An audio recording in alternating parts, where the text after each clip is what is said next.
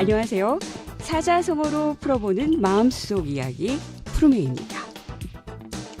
알록달록 가을 같은 겨울에서 이젠 제법 쌀쌀한 겨울바람이 볼을 차갑게 스치고 지나갑니다.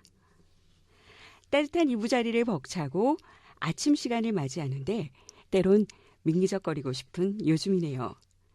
바람은 차가워졌지만 사람에 대한 사랑으로 가슴 훈훈한 겨울의 일상이 되시길 기대합니다. 요즘 가족들과 어떤 일상들을 엮어가고 계신지요? 며칠 전 창고에 수북히 쌓인 짐들을 꺼내보았습니다. 켜켜이 쌓인 먼지와 얼룩덜룩 묵은 때들이 반기더군요. 버리고 새 물건으로 바꿀까 잠시 고민하다가 손때 묻은 소중한 물건들이기에 묵은 때를 벗기고 닦아 광을 내보기로 다짐했지요. 힘이야 들겠지만 옛 물건들을 어루만지며 물건을 처음 구입했던 설레임과 에피소드들을 빛나는 보석인 양 곱씹어 보았답니다. 그 이야기 속으로 여러분을 초대합니다.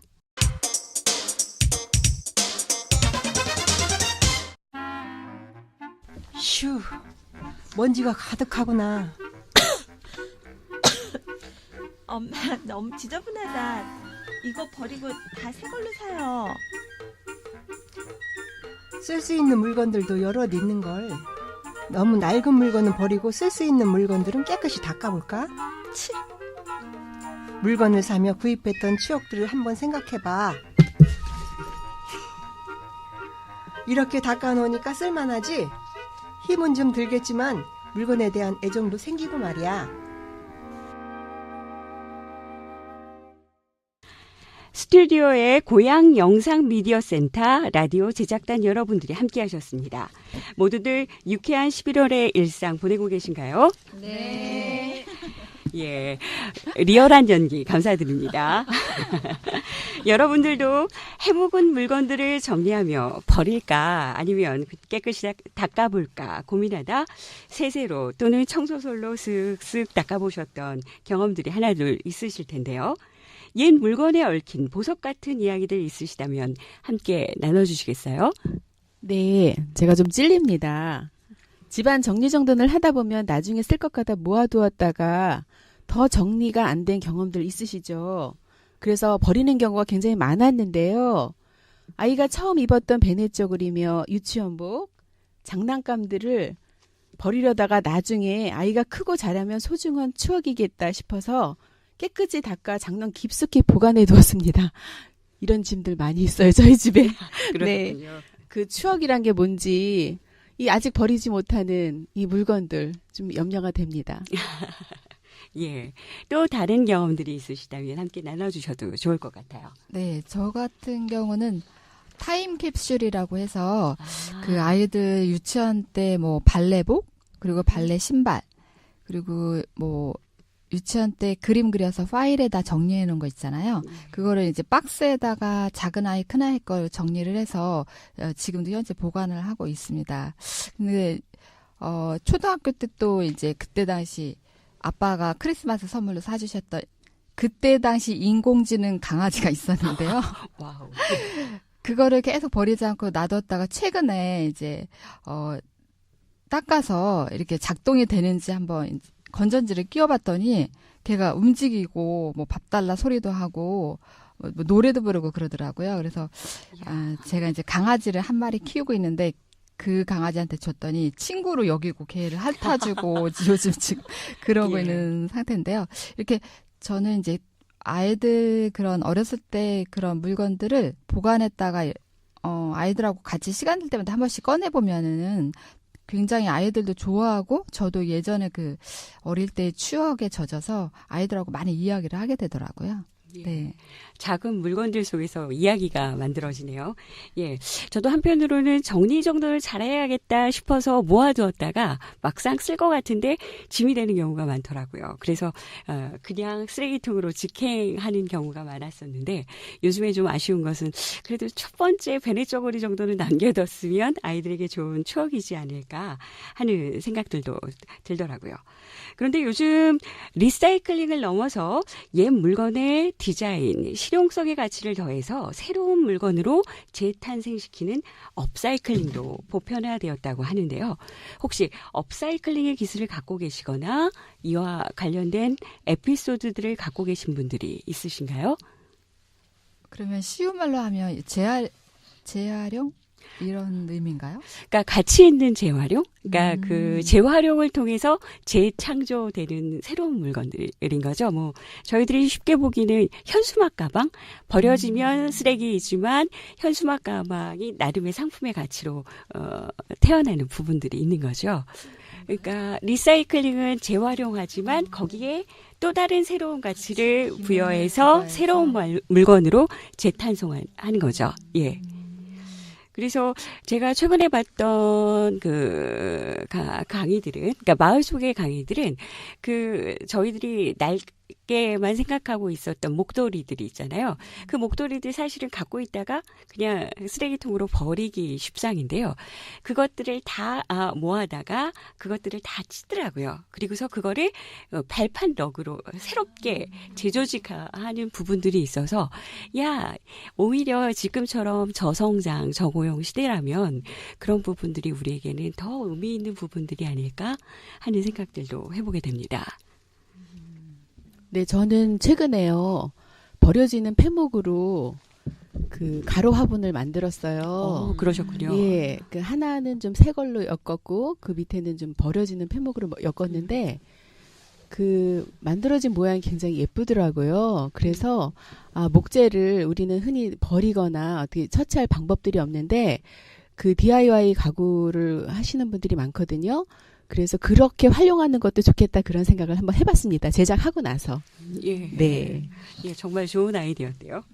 그러니까 요즘 버려지는 소비재들이 너무 많아요. 그래서 한편으로는 버려지는 것도 좋지만 지구가 몸살을 앓지 않을까? 한편으로는 또 그런 생각들을 하게 되더라고요. 혹시 이런 개념들이 아나바다랑 똑같은 건가요? 예, 그런 네. 부분들도 담고 있지요. 예, 예. 혹시 뭐 아나바다의 경험들이 있으시면 나눠주셔도 좋을 것 같아요. 저는 이번 5월 달에 원흥동으로 이제 새 아파트로 입주를 했거든요. 근데 이제 입주하고 거의 한 달, 두 달간 이제 재활용 모아놓는 곳 있잖아요. 예. 거기를 보니까 정말 쓸모 있는 뭐 책상이라던가 책꽂이 이런 게 굉장히 많이 나와 있는 거예요. 그래서 지나다니면서 저건 진짜 그냥 버리기 너무 아깝다 이제 이런 생각을 했었는데 왜 우리가 살다가 새 집으로 이사를 오면 모든 가구들이 어울리지 않고 맞아요. 잘 쓰고 있다가도 이게 왜 새 집에 오면 왜 이렇게 초라해 보이고 그러니까 다 이제 새로 구입을 하게 되고 하는데 그거를 이제 그 집의 분위기에 맞게 이제 그 업사이클링 지금 말씀하신 것처럼 뭐 이렇게 색을 칠한다거나 그런 식으로 해서 사용하면 좋지 않을까 이제 그런 생각이 들었어요. 예, 아나바다 장터를 열다 보면 사실은 저한테는 의미가 없고 새 집으로 이사 가면 무언가 부조화가 이루어지는 것 같은데 그런 장터에 내다보면 너무나 소중한 주인이 반겨주고 있는 거예요. 그래서 물건의 주인은 따로 있구나 하는 생각도 해보게 됩니다. 그러면 두 번째 이야기로 자연스럽게 넘어가 볼까요? 두 번째 사자성어로 풀어본 마음속 이야기 주제가 괄구마강인데요. 옛 물건을 닦아내는 심정도 이럴진데 가족들을 마주하는 일상의 자리들도 찬찬히 되돌아볼까요? 그 일상 속 이야기로 떠나봅니다.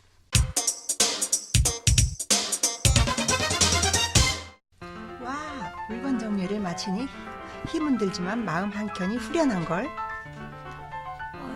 좀 피곤하긴 했지만 이렇게 잘 정돈된 모습을 보니 보기 괜찮은데요. 우리 딸 도와줘서 고마워. 옛 물건도 닦아내니까 이렇게 강도 나고 물건에 대한 애정도 생기고 우리 일상 속에서 버려야 할 낡은 습관들은 없을까? 글쎄요. 생각났다. 아침에 엄마가 매번 깨울 때마다 한 번에 일어나기. 이불 속이 너무 따뜻하니까 자꾸만 5분만 더 엄마한테 미안한 마음이 생겨요. 신경 많이 쓰였나 보구나. 엄마는 뭐가 있을까? 오늘 해야 할 일 미루지 않기? 특히 운동은 날씨가 춥다고 시간이 없다고 미루는 경우가 많더라고. 모녀지간에 그렇게 두런두런 얘기를 나누는 거야? 아, 글쎄 나는 아무리 바빠도 일요일만큼은 가족과 함께하기. 예. 연기력들이 너무나도 탁월하셔서. 흔한 가족들의 모습이네요. 갑자기 적응하지 않는. 깜짝 놀랐어. 어떻게 아, 근데 너무 잘하셨어요. 차장님이 너무 녹음을 열심히 하셔서. 아, 이거 사장님 겁니까? 아빠 멋있었어요. 예. 닦아내야 할 일상 속 습관들이 있으신가요? 변화가 필요하다 인식하면서도 바쁜 일상을 살아가다 보면 지나치기 쉬운 습관들이 하나씩들 있으실 텐데요. 편안하게 나눠주시면 예, 자아 성찰의 시간이 될까요? 저는 이거 운동하기 정말 힘들더라고요. 매일매일 운동하기를 늘 다짐해보지만 사실상 따뜻한 이불 속이 좋아서 아니면 오늘 바쁘다는 일정으로 매번 여러 가지 운동을 안 할 핑계만을 대고 있는 저의 모습들을 보게 되더라고요. 그래서 이런 부분도 저의 옛 습관 중에 갈고 닦아야 할 습관들이 아닐까? 창피하지만 함께 나눠봅니다. 제가 지인의 그 카톡에서 읽은 내용인데 제 에피소드가 아니라서 좀 그렇지만 여기 딱 어울리는 것 같아서 아이가 초등학교 저학년 아이인데 학교 갔다 오면 엄마가 항상 의무적으로 오늘 학교 생활 어땠니? 재밌었니? 어땠니? 계속 물어보는 거예요. 아이 생활이 궁금해서. 그러니까 아이 대답은 항상 재밌었어였대요. 근데 그리고 또 뭐가 있었는데 재밌었어. 근데 또 그 다음 날도 계속해서 반복해서 그 질문을 했는데 자기는 어느 순간 습관처럼 아이가 학교에서 오면 그 질문을 했던 거예요. 근데 어느 날인가 아이가 학교 문을 탁 열고 들어오자마자 엄마 오늘은 어땠어? 엄마 오늘은 뭐 했어? 나 없는 동안 뭐 했어? 그러더래요. 순간적으로 엄마 오전에 청소하고 빨래하고 그러고 넘어갔대요. 예. 다음 날도 아이가 먼저 선방을 때린 거예요. 엄마 오늘 뭐 컸군요. 했어? 한 3일 대답을 하고 나니까 할 말이 없더라는 거예요. 내가 아무렇지도 않게 내뱉었던 너에게 궁금해해서 던졌던 말이 좋았어라고 밖에 답을 할 수 없었구나. 엄마도 너한테 그랬어 밖에 할 말이 없구나. 예. 그러면서 아이 입장이 되기도 하고 이 습관처럼 누군가에게 던지는 말이 나에겐 좋을지 몰라도 상대편한테는 고문에 가깝다는 거. 읽으면서 좋았어요. 예. 엄마는 사랑을 전하고 싶었지만 아이에게는 그 어떤 답도 선택할 수 없는 재위를 강조할 수밖에 없었던 상황이 됐네요. 예, 그런 부분들도 충분히 있을 수 있을 것 같아요. 또 어떤 이야기들 있으실까요? 전에 언니가요. 예. 저희 집에 이제 김치통 가져갔다고 막 너네 집 가져갔다고 막 화를 내면서 전화를 하는 거예요. 그래서 나 아니라고 우리 집에 없다고 언니네 집 갖다 줬다고 막 이랬어요. 그랬더니 한참 생각하더니 언니가 하긴 넌 정리정돈 잘하니까 집에서 찾아보니까 언니네 집에서 나온 거예요. 그래가지고 제가 이겼어요. 그러셨군요. 예. 자랑을 하신 거네요. 맞아요. 예. 가족 혹은 타인들에게 잘 쓰는 이야기 중에 되돌아볼 생활 습관들도 있으실 것 같은데요. 아침에 집을 나서는 남편과 아이들에게 제가 자주 쓰는 말이 있나 물어보고 나왔어요. 남편에겐 당신 지금 몇 살이야? 몇 살인데 지금? 이런 이야기를 좀 자주 쓴다고 하더라고요. 큰아이에게 물어보니까 앞머리 좀 넘겨라.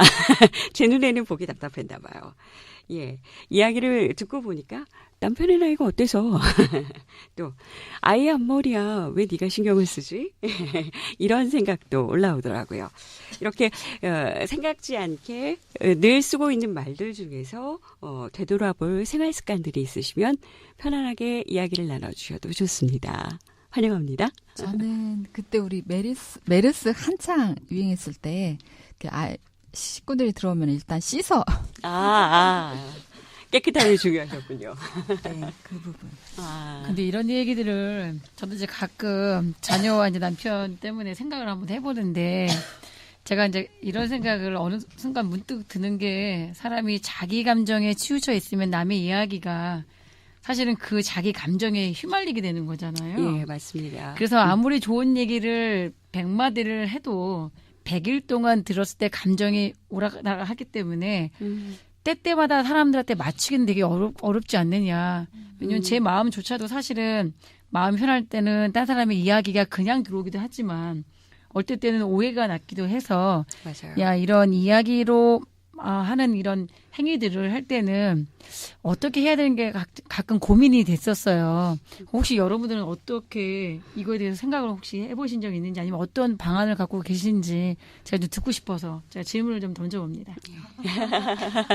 사실 이런 이야기들을 만들어 보는 부분들이 그렇게 가슴 속에 있는 사랑과 사랑이 참 전달이 되면 좋을 것 같은데요. 이게 사람의 컨디션에 따라, 상황에 따라, 조건에 따라 이게 사랑으로 전달되지 못하고 누구에게는 상처로 전달되고 나는 사랑을 전하고 싶었는데 직격탄을 날리기도 하고 이런 부분들이 참 안타깝더라고요. 그래서 이런 부분들을 허심탄회하게 나눠주시고 그 과정을 통해서 성찰을 하시고 또 나름 성장이 있으시다면 좋지 않을까 해서 만들어 본 광장이기도 합니다.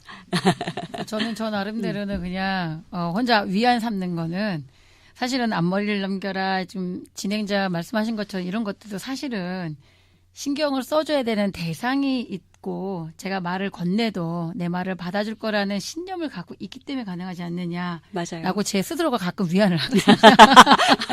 뭐 이런 말 외에도, 예. 이런 말 외에도 내 자식이라든가 내 주변의 사람들이 나를 믿고 있다면 내가 감정이 휘말려서 나쁜 말을 가끔 한다든가 안 좋은 말을 할 때도 저는 원래 저런 사람이 아니었는데 오늘 감정이 뭔가 안 좋은가 보다라고 하는 믿음을 먼저 주변과 만들었으면 좋겠다. 이런 생각을 가끔 혼자 위안 삼아 한번 해봅니다. 예, 아주 중요한 키워드인데요. 사랑과 사랑, 그리고 마음과 마음이 이어질 수 있는 부분에 있어서 가장 큰 키워드, 신뢰, 믿음이라고 얘기해 주셨어요. 예, 정말 중요한 부분인 것 같아요. 더 이야기 나눠주실 분 계신가요? 남한테 지적한다는 것은 참 어렵잖아요. 예. 근데 사랑하기 때문에 지적도 하는 것 같아요. 예. 그걸 무릅쓰고. 예. 예. 오늘의 얘기로 보면 그것도 믿음과 신뢰가 있다면 충분히 넘어갈 수 있다라는 부분으로 이야기가 되어지는데요. 오늘도 함께 해주신 게스트분들 덕에 마음속 이야기 마당이 그 열기로 훈훈해졌습니다.